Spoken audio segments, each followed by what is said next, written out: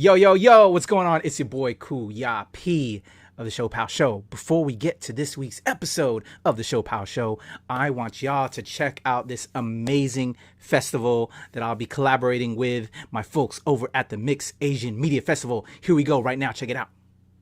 In 2017, we launched Hapa Mag, inspired by my blog, Miso Hapa.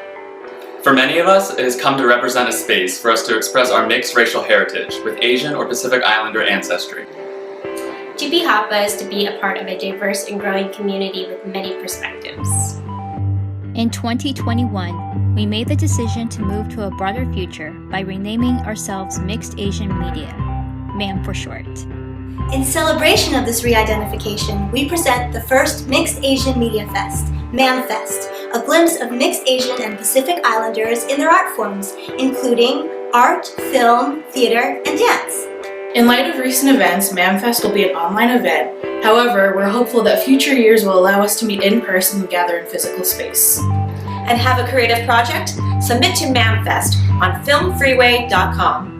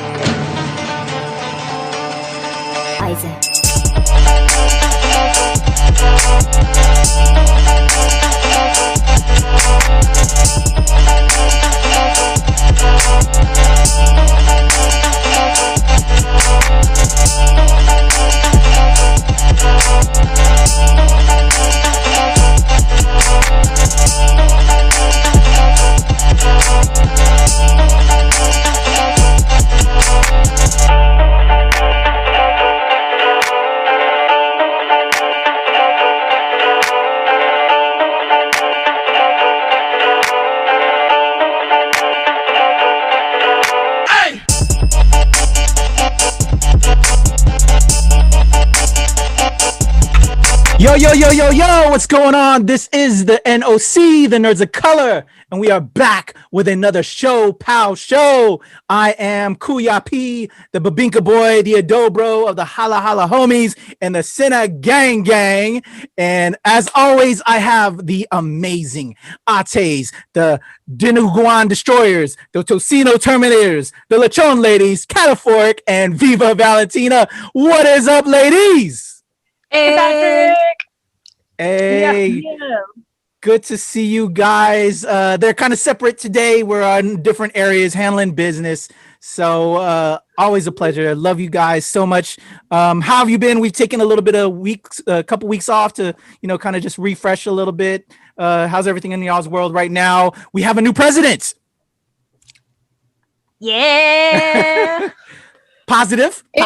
It feels like it's so funny because we've only we're saying it like it was this huge break. It was like not even 2 weeks, but because we've been doing this so consistently since we started, it feels like it's been like months since I've seen your face. Kuya, I missed you. So it's nice to have that. It's nice to have this and come back to it. I feel good. I feel refreshed. I feel excited that there's a new president. There's just a lot of good things going on. You're right. It hasn't been that long, but you're 100% right. And although it was driving us crazy because we were putting in work. We really were. But you were doing the most. And we were just like, I miss you guys. It's like therapy. Every single time I can see you guys, I feel better. It takes me away from the crazy world that I'm, living in. But yeah, so yeah, miss you guys so much. It's great to see you guys. And we do have a new president because, you know, the orange one was killing me. So anyway, but love you guys. And let's get into it. We're back. 2021. We've got so many amazing guests coming out this year. And this guest is a guest of my own heart because he's an actor.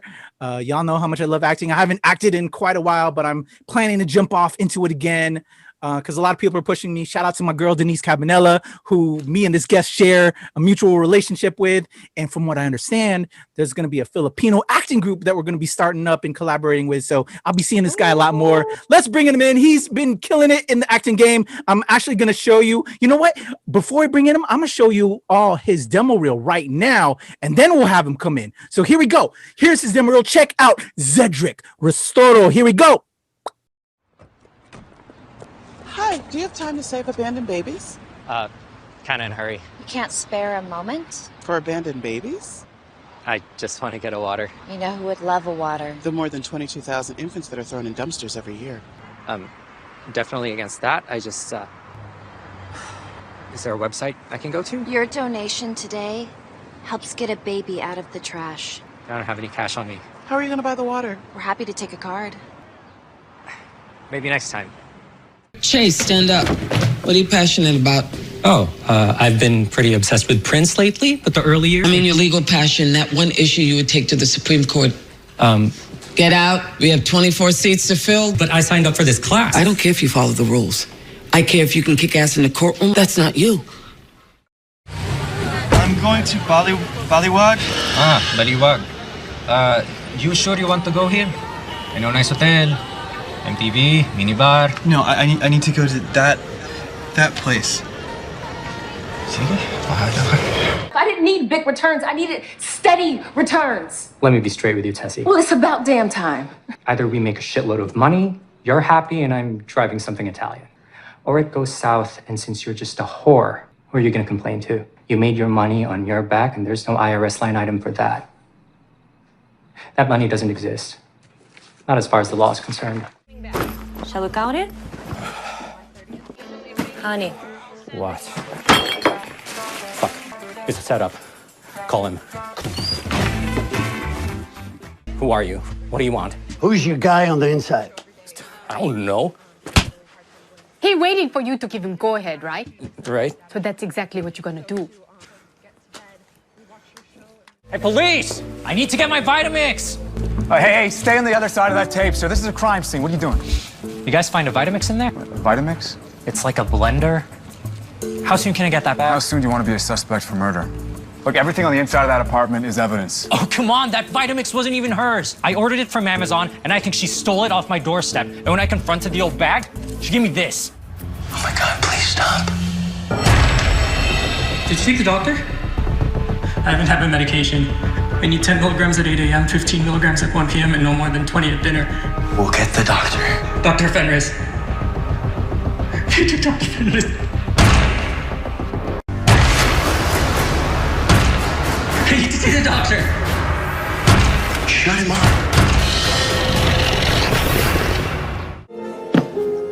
It doesn't taste the same.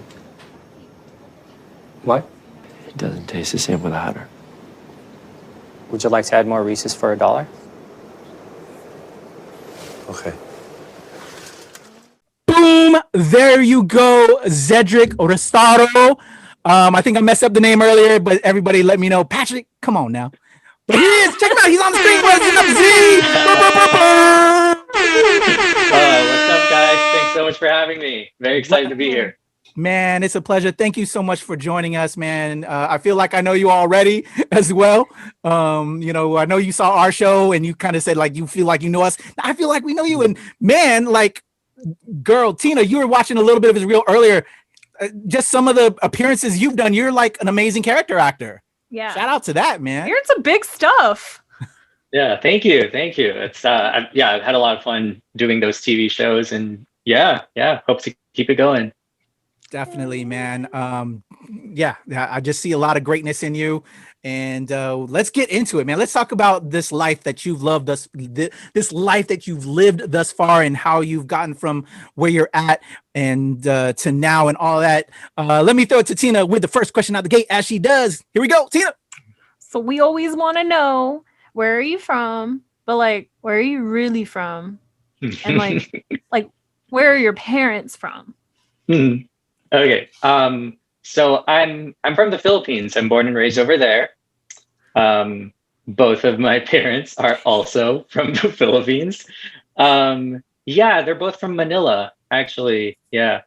And I think they met in college, and yeah, fell in love from there. And yeah, the Philippines. Awesome. So what brought you awesome. guys over to the States? So I moved here when I was 15, and around that time, my parents had been working for a number of years to get us to migrate either in Canada or here in America. Job prospects at the time was getting very difficult for my dad, was starting to become difficult for my mom. Yeah, the economy in the Philippines at around that time was just really tumultuous. This was like around 2000, from 2000 to like 2003.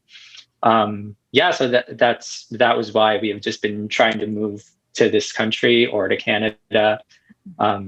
Yeah, and I actually ended up living in Canada for a short 2 years as well, apart from living here in America. Nice. All right, so you guys went to Canada first.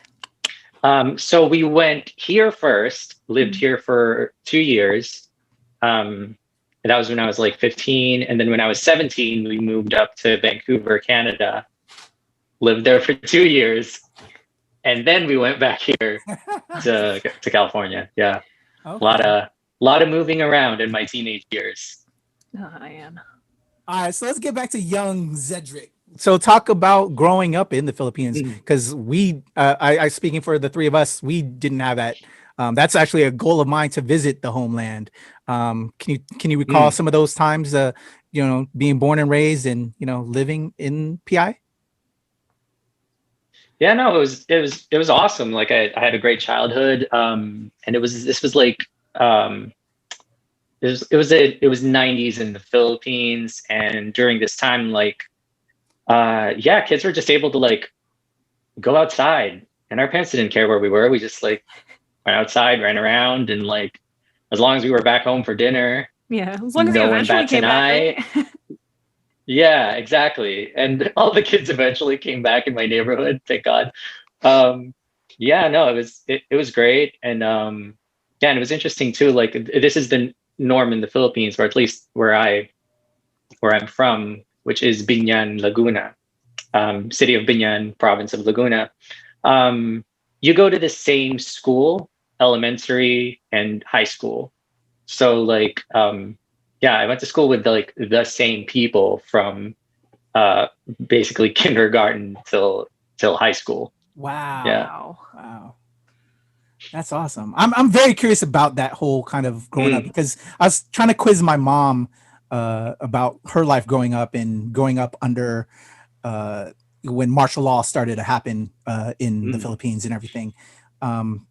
When I was asking her about like Philippine history, she was telling me that they mainly taught her American history. So I'm curious, because like I'm trying to educate myself on Philippine history and reading so much.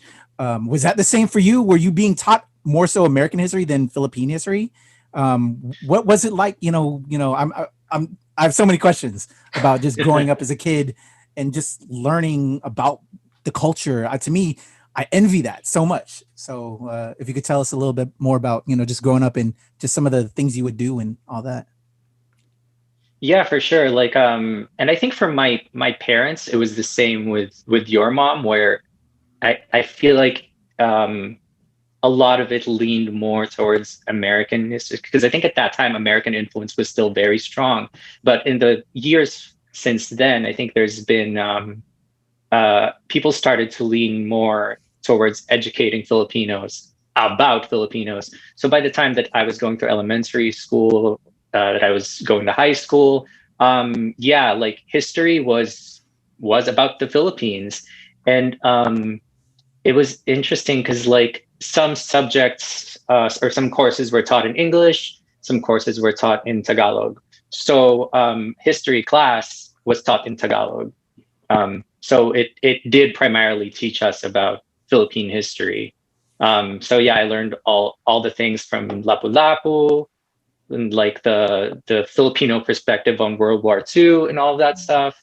And yeah. Man, I envy that so much. Like I'm VIP loves Lapu-Lapu. Yeah, that's his boy. Yeah, man, like I want to tell our stories, and you've been blessed to get that knowledge firsthand, man. So I'm so jelly. What were some of the things that you got into as a pastime that would be indicators of maybe what you would want to get into later on in life, and now with the acting? What were some of your sidebar passions outside of school, and that would lead you to now, maybe, or at all? Like, did you play sports? Like, what'd you get into? Yeah, like no, I didn't play sports. And like I did an ROTC program. Basically, the things I did, there was no clue that becoming an actor was what was going to happen to me, because I didn't know that this was something I could do. I didn't know that this was a skill set that I had until I was like 18 years old. So growing up, I was really completely clueless about it. I mean, the only, I guess, artistic kind of thing that I did was like I loved drawing, and that was something that I did a lot, but it wasn't something I was passionate about either. So yeah, no, acting coming into my life hit me from left field. I didn't know. Okay.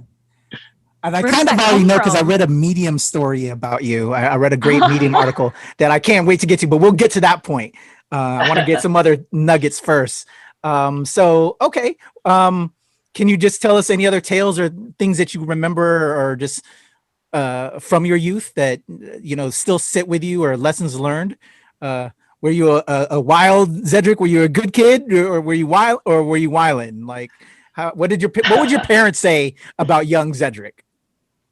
Oh man, like I wasn't I wasn't a very good kid. And what I mean by that is like I wasn't, as far as being a kid and like doing crazy things and like I don't know, just having a lot of fun. I wasn't very good at those things. I was too much of a goody two shoes. I was such a nerd. Like that's why I'm like, I wasn't a very good kid. I wasn't a very good teenager because I was too nice. Oh my God. So that's how I always describe my childhood. But something I do want to talk about that it circles back to your love of Lapu-Lapu is so in the Philippines we're taught about Lapu-Lapu and the fact that Ferdinand Magellan is this colonizer that comes in and is defeated by him. So I was taught that all my life, from elementary school to high school, history, learned that. I moved here to America when I was 15, and I go to American high school, and I had a course in world history, and they mentioned Ferdinand Magellan, but completely glosses over how he dies and what happened in the Philippines. And it was just so interesting. I'm just like, why aren't you guys teaching that? It's so epic. And he was such a tool. Like, like he was just like in history class here. He was just like, oh yeah, he was this traveler. He was cool. I'm just like, no, he wasn't though. And we killed him, and we're proud of that. Oh, I love that. That's awesome. Yes. You're like, ooh, I know how he died. Yeah. That's awesome. Awesome. All right. So thank you for that. I appreciate that. So you come over here, your family, to get a better life. You come here to the States, which still tears at me that just a side note, that it's sad that we, instead of building the Philippines, making Philippines better, just the opportunities isn't there. And especially they've got a very Trump-like guy in Duarte, but I don't know how you feel about that. But just, but you have to come here, and, I'm hoping, and I'm just hoping at some point the Philippines could reach its greatness that it should be, but it's just offset by just so many colonizers throughout history. Yeah. Anyway, and that's just the sad part of learning Philippine history right now for me, and which I'm sure you know. Anyway, so you come here for a better life with your family. So you come to California first, and then you said you go to Canada, and then you're back in Cali. Yeah. How was that transition? Being in the Philippines, predominantly Filipinos, and did you have and just interacting with the West and living and assimilating to new cultures? Did you experience any racism? Can we talk on that note at all? Yeah, for sure. I mean, it was difficult, like being 15 years old and then moving to a brand new country. Like it was such a culture shock. And like over in the Philippines, we get a lot of American media. Even as a teenager over there, I was like, I watched a lot of Friends. Like that was one of my favorite shows. So we're exposed to a lot of American media. So I had expectations coming here, and then so I moved here to California, here in Los Angeles, and I started going to high school. And the high school that I went to, now here in California, especially in Los Angeles, we have a lot of Mexican American people, like a huge population here.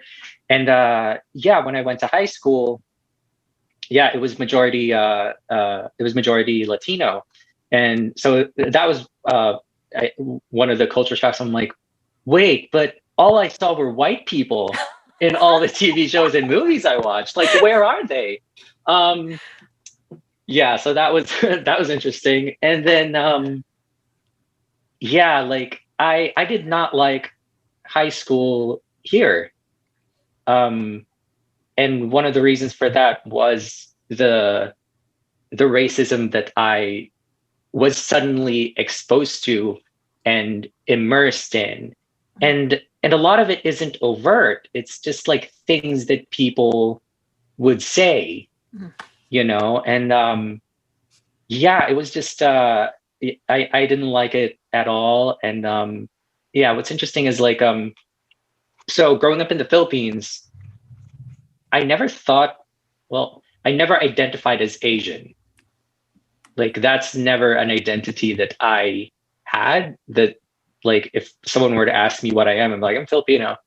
And then I went to high school, and then everyone is labeling me that.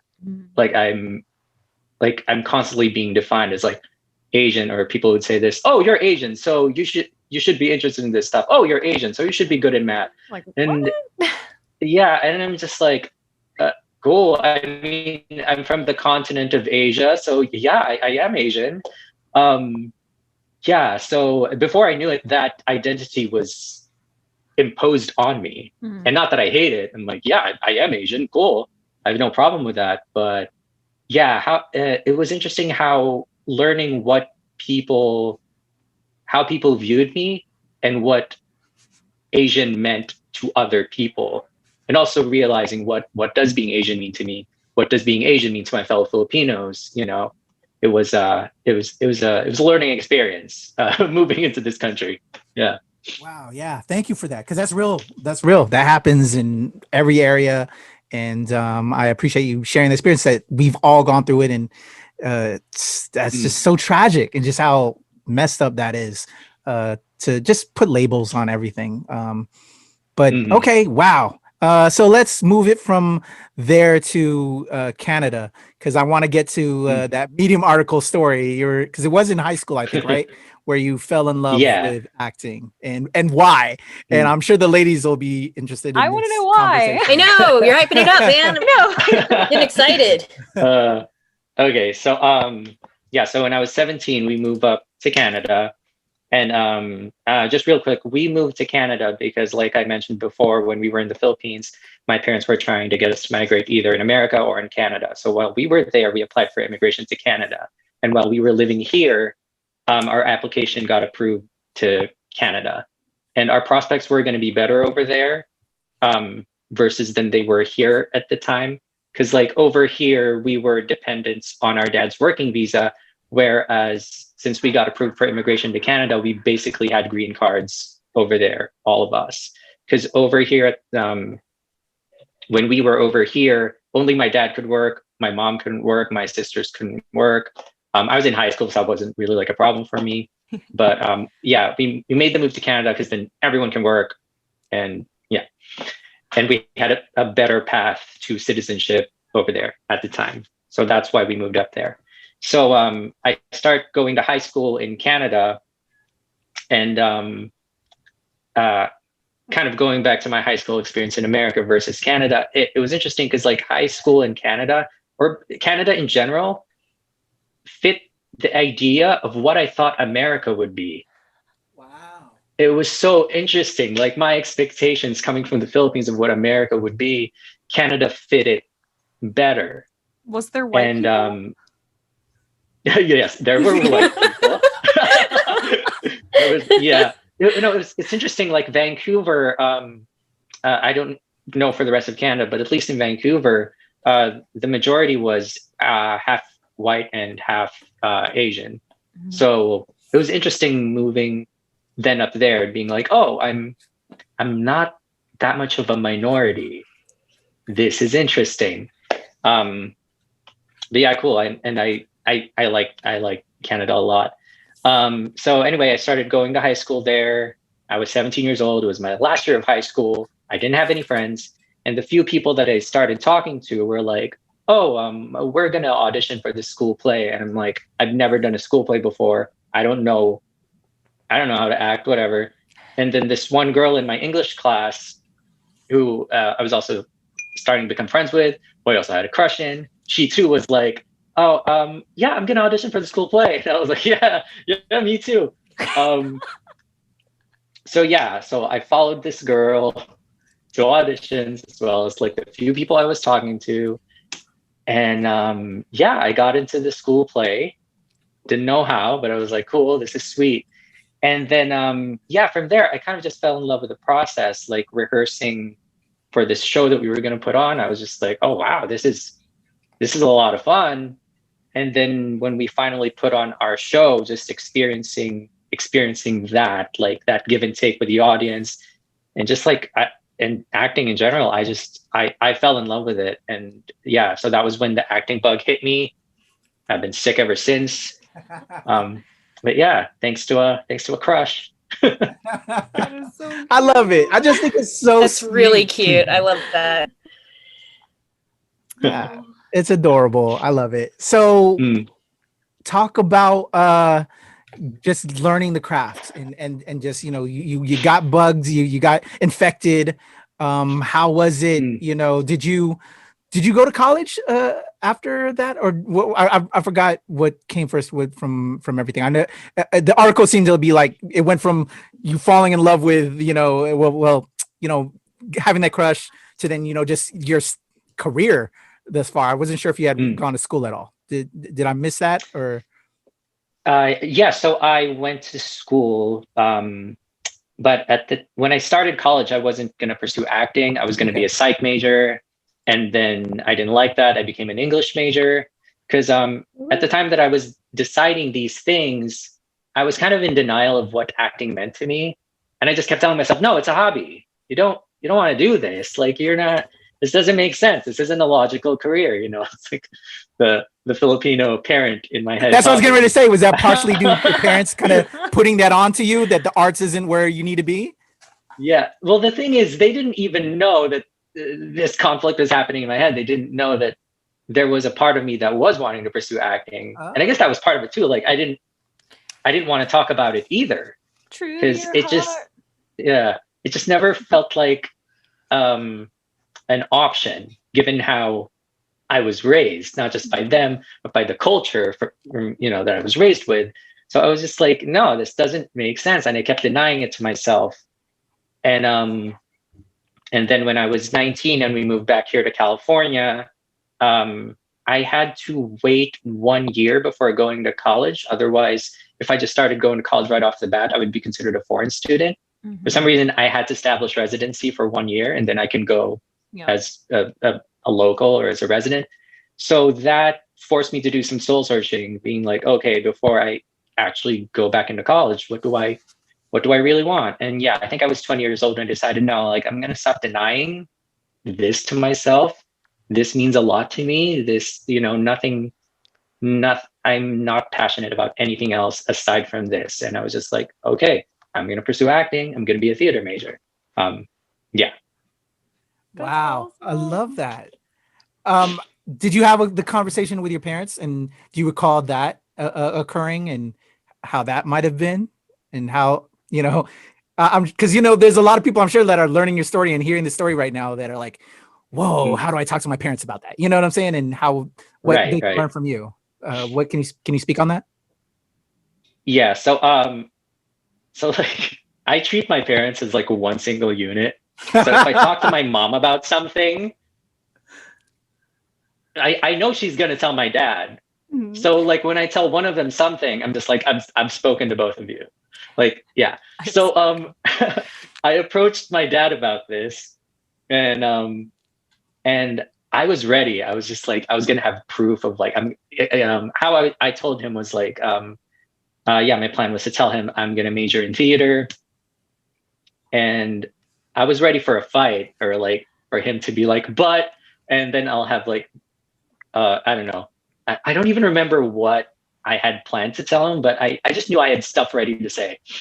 And yeah, so I told him I'm going to major in theater. I really liked acting and all that stuff. And he was just like, okay, cool.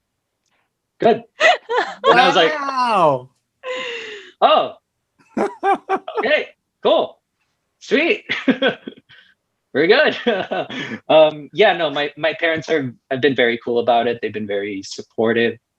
I think at the beginning, I mean, I don't know this for a fact. I'm assuming this. You'll have to ask them.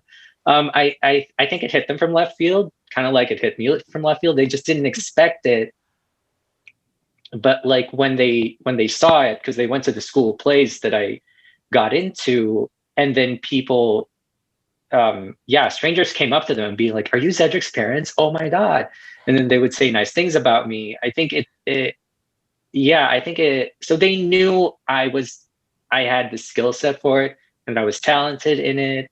It helped that those strangers were validating it. Yeah. So, it wasn't a complete surprise when I told them I had made this decision. Like, they knew there was something there. It was working for me. Yeah. That's awesome. I think that's one thing about Filipino parents is like the one thing they want for you more than being a doctor or a nurse or an accountant is they want you to be successful. So that's really cool, kind of seeing that where they're like, oh, well, I mean, this is what he does. This is what he's good at. Go for it. Yeah. That's beautiful. That's amazing. Shout out to the Restauros, your mom and dad, man. That's awesome. Yeah. All right. So we're acting. We're in college. You're pursuing this. Can you recall just I don't know, just some of the things you're going through? Like, do you like? Are you great with memorization? Like, how do you get into character? And maybe what are some of your influences? Yeah, for sure. Like, so while I was going to college for it, I got into some college plays, and at the time I was also doing some community theater. At this time I was living in Huntington Beach, so I was doing like non-equity theater in like the Orange County area, and that was a lot of fun. I was surprisingly better at memorization than I thought I would be. I guess for me, as long as I knew like the emotional life of the character, then memorization like comes easy if I know who the character is and like where they're coming from. Because this is like fast forwarding a little bit, but like I've booked some commercials where I've had to talk about phone plans, and it's just numbers and having to memorize that. Those are the worst because you can't establish an emotional connection to these numbers. You're just like it's just memorizing a manual. You're just like, and those are so difficult. But So like, so going back to college, I just kind of went through that. But I also didn't end up finishing college. Because gosh, when was this? So in 2011, I had booked a feature film, and this was like the first time I had booked something this substantial. And it filmed in LA. Even at the time I was living in, gosh, where was I living at this point? I think I was living in Riverside County at this point. But yeah, I would drive to LA, and I think I filmed this movie for like 2 weeks. And being there consistently, being with the same cast and crew for 2 weeks straight, I was just like, that lit another fire in me to be like, yo, I can't wait. I gotta do this now. So I stopped going to college for acting. And then and then for the first half of 2011, I worked like, I think at one point I worked 3 jobs, but I was working multiple jobs, just saving up money so that by the fall I can like move to LA, like leave the nest, leave my parents' place, and just go to LA and pursue acting and TV film exclusively. That's awesome. Man. You ran away to join the circus. I did. So talk about getting into the circus, like for those young actors out there, you know, like getting your headshots for the first time, getting agents, that struggle, and you know, and doing other work just to facilitate that, because you still gotta pay those photographers and your agent or whatever. Can you talk on that note? Yeah, for sure. Like, finding a job that was going to work with a crazy schedule of being an actor was difficult. It was so hard. Like, and for a while too, like when I first moved here, I was lucky that I wasn't working that much as an actor yet. So I was able to work these jobs without having to like screw them over because I have to leave last minute for an audition. So there were some jobs where I was able to establish like trust for a while before I could spring, yo, I have an audition, I gotta leave. And then at that point they already trust me, they already like me. So they're like, okay, cool. This guy's gonna cover for you, just go. And I'm like, okay, sweet. But that's something you gotta do as an actor, is find a day, starting out here, find a day job that's gonna work for you. You know, it's difficult, but you know, these people that are willing to work for you, they're out there. You just have to look, and it's going to be a lot of trial and error. Be ready for that, because you know, the cost of living in LA is super high, and aside from that, like becoming an actor, that's starting your own business, and there are costs to running a business, getting the headshots, staying in acting class. So that's going to add to like a lot of your expenses. So like, yeah, the day job aspect, it's super important. What were you working? Did you take just like a bunch of odd jobs, or did you have like, what'd you do? Yeah, so when I first moved here, my job right off the bat that I got was they called it a scare actor at Halloween Horror Nights, Universal Studios. Awesome. That's so cool. It's one of my goals to go to one of those, actually. That's like such a college kid job too. Like that's great. It was, and like, yeah, and most everyone that did that were like, you know, college aged people, and it felt like summer camp, honestly, is what it felt like. It was like 2 or 3 months that I'm just with these same people. And like, and it was, you know, scaring people is a lot of fun, but it's also exhausting. Like after the first 2 weeks of the event, we were just like, we're done. This is too much. Oh God.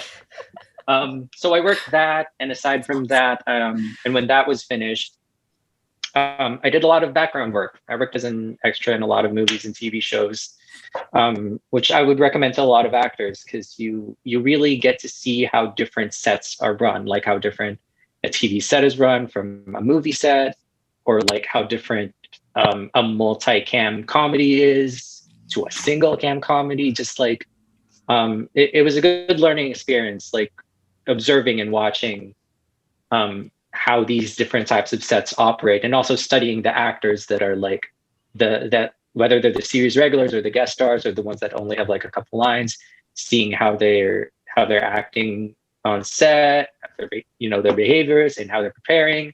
Yeah, it was a really good learning experience. But also don't do it for too long. It's gonna you'll get pigeonholed. Definitely know about that. But I definitely recommend it. I agree with you. Do background, learn different directors and how sets run, so you know when you finally make it.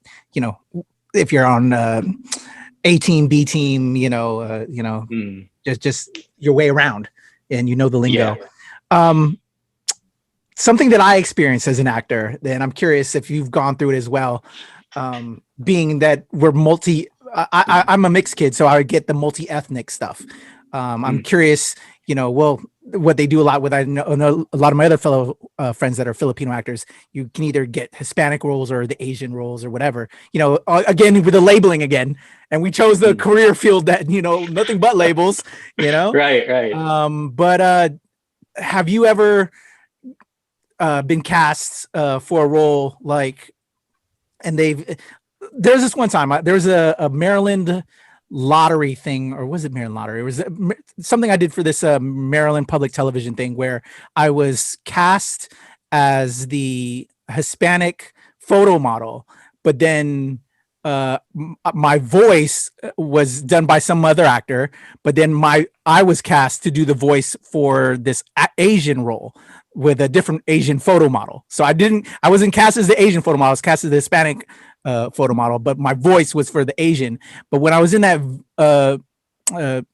voice acting booth to record the voiceover, they wanted me to talk more Asian. And that was like the most disrespectful, racist thing I had ever heard. Like, really, like, you want me to be more Asian with my voice? Like, I'm already, you know what I'm saying? Have you ever had any of those kind of experiences? And how did you overcome that? Or just how did you deal, or did you feel that some kind of way? Because I know I felt some kind of way. And when everybody saw, like, when that rollout finally happened and they saw me, in another voice coming out of my mouth, out of my physical, like I said, I was the Hispanic photo model, but then my voice was for the other one. It was kind of wild. But yeah, how did you overcome any of that? Or have you ever experienced that? Yeah, I've been lucky that I haven't really all that much, except for this one time that I was offered a small part in this one movie. I'm not going to name the movie because I don't want anyone to watch it. Where I had to play a stereotypically Asian funny character, where I did have to do an accent, and it wasn't the best for representation. Mm-hmm. But at the time, I felt like I had to do it because I didn't have any credits, and I felt like, oh, someone's offering me a part. This is rare. When does this ever happen? So I went and did it. But yeah, no, like you, I felt a certain way about it, where I'm just like, this doesn't feel great. Yeah, I felt dirty. Like, it was a great paying gig, and it was a big gig. Yeah. And so I'm more mindful of that now. And then, when I put out not sides, but call lists, or where I'm looking for actors for different things, just being careful in how it's worded, because there's a lot of racial bias in all of that.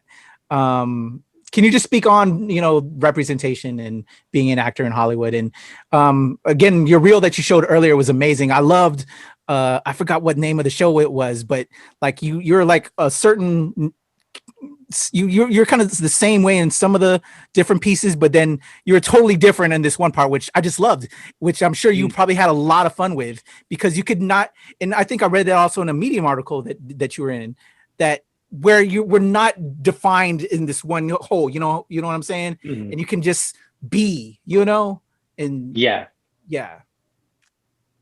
like, I'm very hopeful, and I will say that representation has gotten better since I started as an actor. Yeah, even like there's been some really cool strides like in the last 5 years that I've really appreciated. Yeah, because like for example, like when I the first TV show I ever booked was Melissa and Joey, and where I played like a nerdy character, and while I did love that part, and I loved being on that show, and it was a milestone for me being my first TV credit. It was also a stereotypical role, and so that aspect of it I didn't like so much.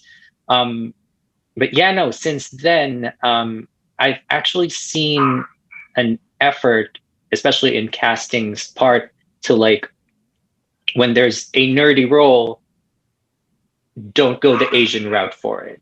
There's actually some casting notices that say not looking for Asian for this one. And and I think we're seeing more and more examples of non-stereotypical Asian characters being played, like like in Crazy Ex-Girlfriend, seeing gosh, I'm blanking on his name, Vincent, playing the Asian jock. I was just like, whoa, this is awesome. Like these were the kind of dudes that I saw in high school, the Asian jock, and like seeing that represented, and like Manny Jacinto in The Good Place playing a not smart Asian, a not smart Filipino. I was like, yes. Playing a perfect Florida man. Oh yeah, absolutely. Transcending race. I'm a big Archie fan, and when Riverdale cast an Asian for Reggie Mantle, the jerk jock, I love that. Yeah, exactly. And then when they had to recast, they still stuck with an Asian actor, which I thought was great. Exactly. Yeah. So, we're seeing the types of roles that Asians are playing broadening more. And I really appreciate that. Speak towards Filipino representation, though, I feel like there is still a lot of work to be done. Us being, I don't know if we're officially the second largest now. I just remember like we either are or we're projected to become the second largest Asian Americans in the country. But either way, that there's so many of us, but for some reason when you're seeing Asian American representation in the media, there's still not a lot of Filipinos being represented, where it's still disproportionate how many East Asians are represented versus us or Southeast Asians being represented. So yeah, I think there's still a ton of work that needs to be done over there, and but I'm hopeful. Like things are moving in the right direction. Awesome. So let's just talk about some of your work thus far. Do you have a favorite role you've played thus far? I think again, I'm going back to that article because it was great. So shout out to whoever that Medium writer was. I don't know, but to talk about your two favorite roles you've played.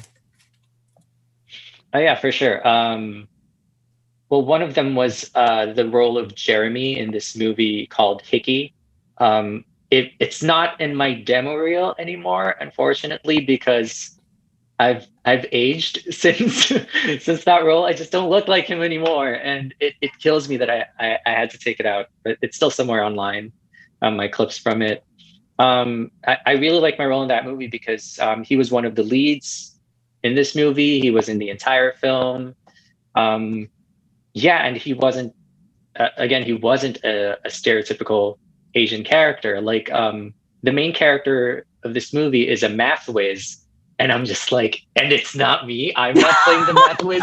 Yes, yeah. He was like a Jonah Hill Superbad type character. That was the kind of guy that he was, and I just loved playing him. And yeah, so that was one of my favorites. And another favorite role of mine, it was a small role, but I think I just really enjoyed being on that set and working with the people that I worked with, is being the taxi driver on American Crime Story, where I got to work with our fellow Filipino American, your fellow mixed Filipino, Darren Criss. And he was really a lot of fun to work with, and man, like he was so he was so gracious, and he was such a great like leader on set as far as being a series regular. Like when I become a series regular myself, I want to be like him. Like when I got to set and I was just like in my trailer, yeah, he actually knocked on my door before we even like had to go work together to like introduce himself, and he was just super excited that there was like another Filipino that he was gonna get to work with, you know, with another Filipino, and he was just like, oh my god, this is so cool. And I was just like, oh my gosh, like Darren Criss thinks I'm cool. Yeah, and like and I really liked working on that show because like in my scenes with him, it's just me and him in my taxi. So like I got to spend a lot of time with him because in between takes we would just like sit there and hang out and talk about Jollibee, Filipino things, and then lumpia, and like put Filipinos together. We're gonna talk about food and Filipino food. Like it's it's what happens. I love it. Food brings us all together.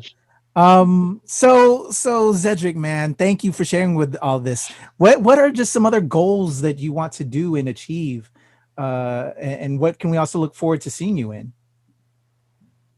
Yeah, like my ultimate goal as of right now is to become a series regular in a TV show. That's, oh gosh, I would love that so much. And for me, like the type of TV show I want to be in is like a drama, but also leans into comedy a lot. I mean, think Breaking Bad, like it's a drama, but it's really funny sometimes. Yeah.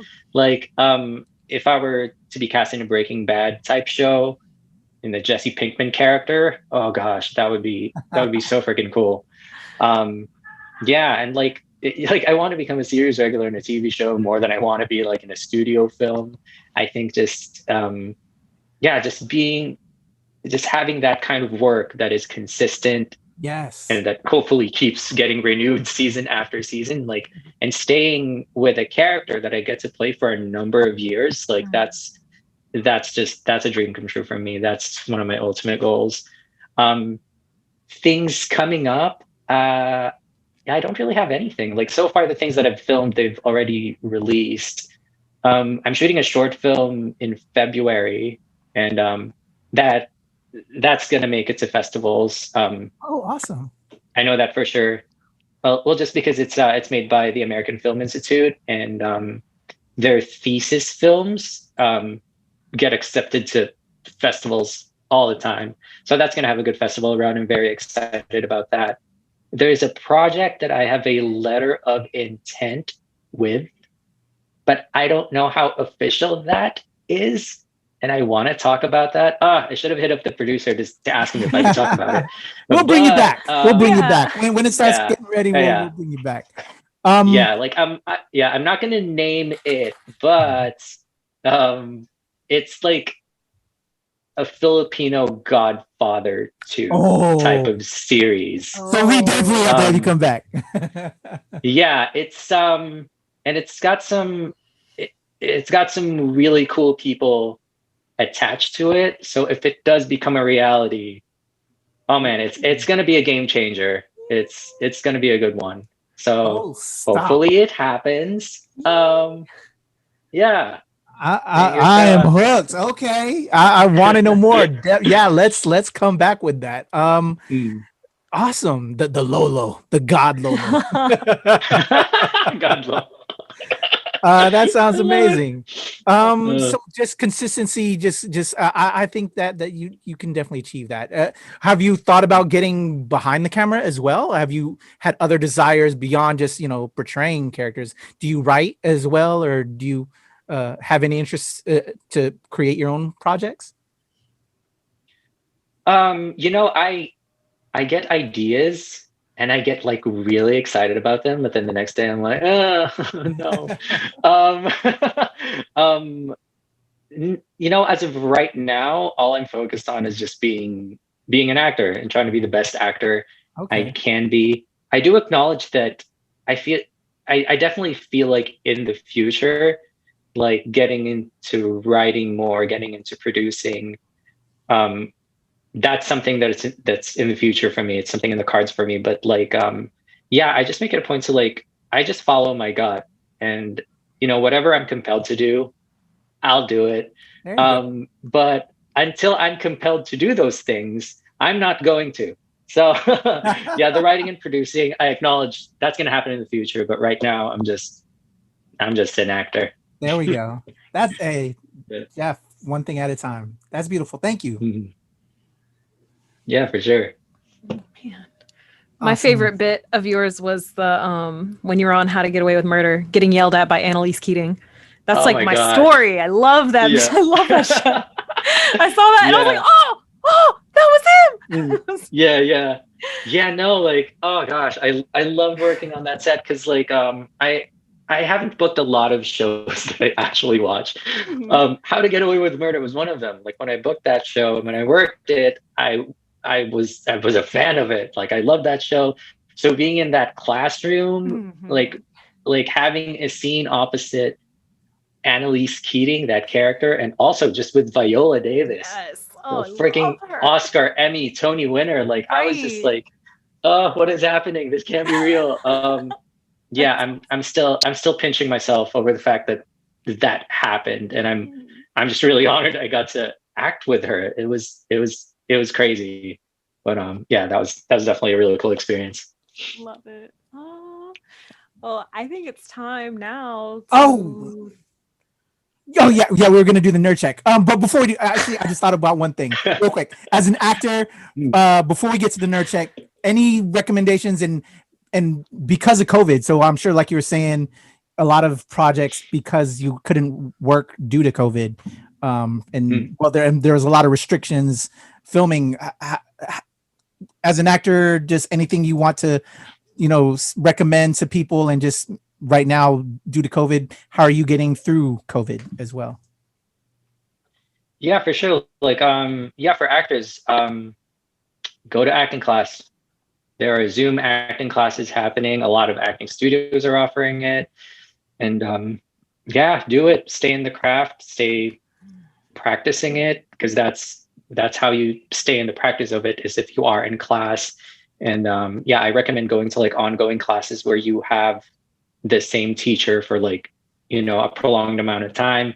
That way they know you, they know your work, they can call you out in your shit, like you need people like that in your corner that you can trust. So definitely do that. And also just yeah, keep watching TV shows, stay current on the TV shows, the movies that are coming out. Like yeah, because being an actor is being a student of TV and film, being a consistent student of TV and film. So yeah, and I feel like we're all watching that. Or sorry, we're all doing that. We're all just watching TV shows right now. So really just keep doing what you're doing. Awesome. Well, as part of the Nerds of Color, we always like to end things out with a little nerd check. So, Zedrick, what are you super nerdy and into? What could you give a TED talk about? It doesn't have to be something 100%. It's just got to be something you're really passionate about. Resident Evil. Ooh, the games. I know it 100%. All of the games, and I'm very passionate about it. Like if I can talk about it for hours. Okay, great. So two things. First of all, what's your favorite one? And then second of all, did you see the trailer? Of course you saw the trailer for the new one. Yeah. Thoughts on the new one. So my favorite one is Resident Evil 2. Ooh, that's it's interesting because they just recently remade it, and the original one came out, I think, in like 1998 or something, but I played it in like early 2000s. Yeah, Resident Evil 2 was the game that made me fall in love with video games, because I love horror movies. I always have, ever since I was a kid. And then I played Resident Evil 2 and it just blew my mind. I didn't know video games could scare me. I didn't know video games could be like a horror movie, and I was just so enthralled by it. And I was just like, oh man, it's what got me. It's what made me fall in love with video games. It's what made me play more video games, because I kept chasing after, that experience of, what else could you accomplish with video game storytelling? And yeah, so that's my favorite one. Awesome. And what are your thoughts on the new trailer? I'm super hype. Yeah, no, I'm so excited for it. Yeah, because I don't know if you guys ever played Resident Evil 4, but it's having that feel to it. And yeah, and I'm also just excited to see a Resident Evil game in next gen. Yeah. And I'm very excited. I'm just gonna cry over here I'm just gonna cry over here in Silent Hill fan, but yeah, I'm really excited for the Resident Evil too. Oh my gosh. Yeah, I too am a Silent Hill fan. And I am in pain as a fan of that side. Yeah. And I'm just like, when are we getting one again? And it's been tough. Oh, I love that answer. And I love both Resident Evil and Silent Hill. And Left 4 Dead, I want that series back again. And I know that's coming back. Aren't they bringing back Left 4 Dead? I think I saw like same developers, but it's like under a different name, but same principle, 4 characters, zombies, monsters. It's gonna be good. I'm very excited. This is one of my like palatable horror genres. Like anything with zombies, I'm like Valentina's a little I'm a scaredy cat. So. Yeah. No. Like you think Resident Evil 2?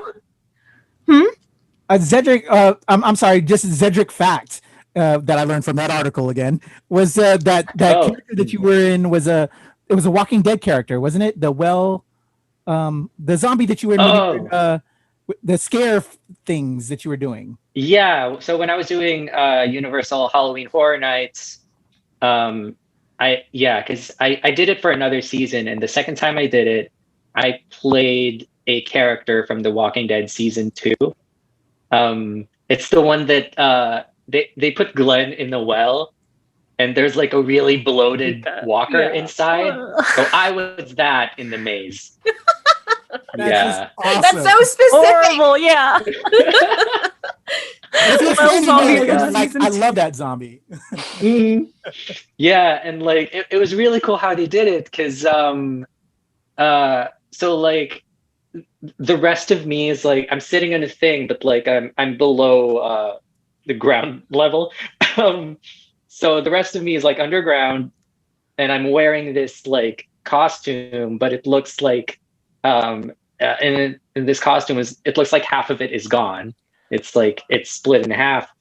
And so when people walk by me, they think I'm not real. And that's how I would scare them, is I was just like, oh, not real. And I wouldn't move. And they walk past me, and then I'd reach for them. And then oh my God, they'd be screaming. It was a lot of fun. Yeah. That's awesome. I love that stuff. Oh my gosh. Yeah, that's so great. That's super dope, man. Yeah, that's really cool. I had a friend who was when he went out there to get into acting and pursue his dreams, he was a man, at the Chinese Man's Theater, how they had like a bunch of cosplayers like Superman or whatever. He was a Jason cosplayer out by the Chinese Man's Theater just to get paid. Yeah, like, hey, can I take a picture? It'll be $10 or something. I don't know. But yeah, you gotta do what you gotta do when you're out there trying to make it. But Zedrick Restauro, a pleasure. We wish you nothing but the best, and we'd love to have you back again. And especially we can talk about God Lolo. I don't know what the title is, but that sounds amazing. God Lolo, I love that. Yeah. I just wish you nothing best, and I think I'll be seeing a lot more of you with our pal Denise. Shout out to Denise Cabanella, who's been on the show. I know we got a little acting group we're putting together, and you're a part of it. So I think you and I will be having a lot more fun soon in the future. But thank you for joining us. It's been a pleasure. Air horns, Zedrick Restauro. Thank you for coming on. Awesome. Yeah, no, thank you guys so much for having me. Yeah, I'd love to be back. And I'm gonna keep watching this show, and wish you all the best. Yeah, you guys are awesome. Thank you. Awesome.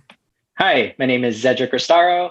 I'm an actor, and you can follow me at Zedrick Restauro on all the social medias. I'm on Twitter, Instagram, and Facebook.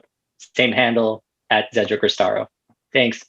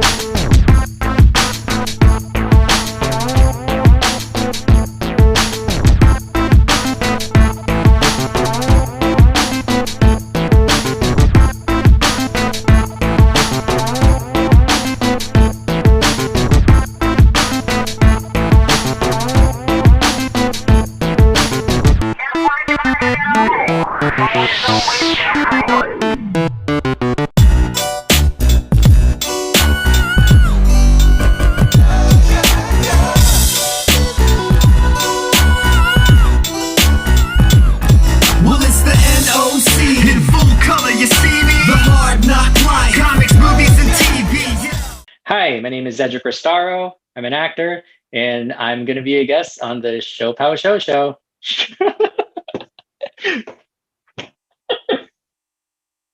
Do you guys call it that? Hi, my name is Zedrick Restauro. I'm an actor, and my Filipino heritage means everything to me. It encompasses who I am, how I see the world, and it's the culture I was raised with. And it's an identity that I absolutely love and I carry with so much pride. I am as proud being a Filipino as I am being an American. Thank you.